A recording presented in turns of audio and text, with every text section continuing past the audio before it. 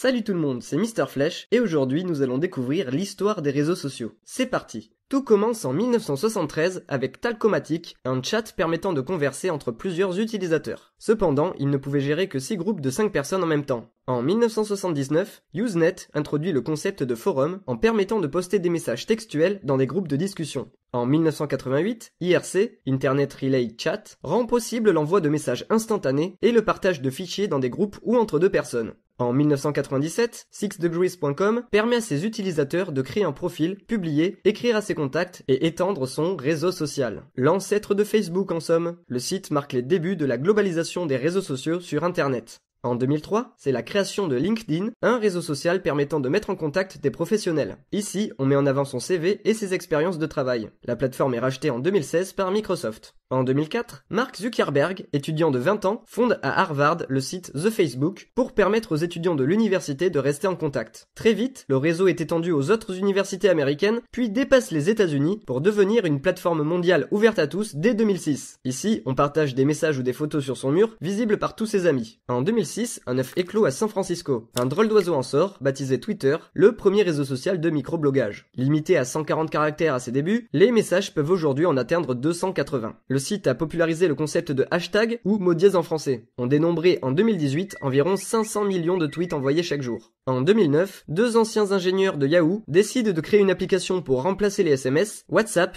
racheté par Facebook 5 ans plus tard. En 2010, un ancien élève de l'université de Stanford crée Instagram, une application pour smartphone dont le concept repose sur le partage de photos et de vidéos. Cette innovation lui a valu son succès actuel. Enfin, en 2011, Snapchat voit le jour grâce à deux étudiants de l'université de Stanford. Décidément, les universités américaines semblent être de véritables berceaux à réseaux sociaux. L'application Snapchat connaît rapidement un très fort succès, surtout chez les plus jeunes, grâce à sa simplicité d'utilisation et la dimension éphémère des contenus partagés. Aujourd'hui, on dénombre 2,62 milliards d'utilisateurs de réseaux sociaux, soit presque une personne sur 3. Les principaux réseaux sont originaires des États-Unis, mais d'autres réseaux sociaux spécifiques à un pays existent, comme la messagerie, qui compte en Chine plus d'1 milliard d'utilisateurs. C'est absolument renversant de se dire qu'aujourd'hui, on est à un clic de pouvoir communiquer avec presque n'importe quelle personne sur Terre.